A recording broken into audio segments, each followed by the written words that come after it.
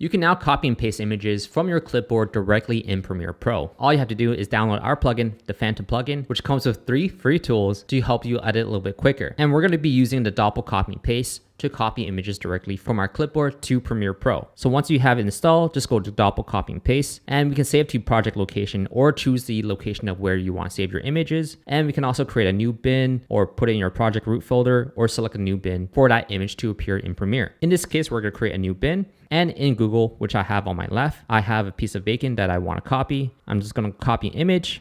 And in here, I'm just going to press paste.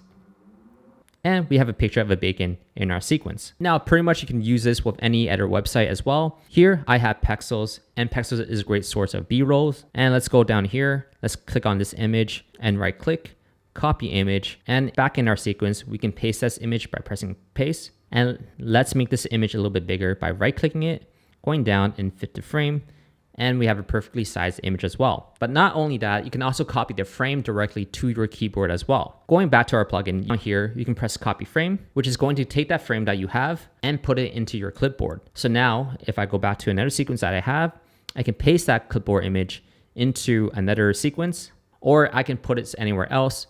I don't know, Word docs, Notions, Google Drive, you name it. It saves directly onto your clipboard, so you don't have to export manually and save the frame yourself and put it somewhere else. This tool saves you a lot more time doing that. And yeah, check out our editor tools and let me know if this is working for you or not.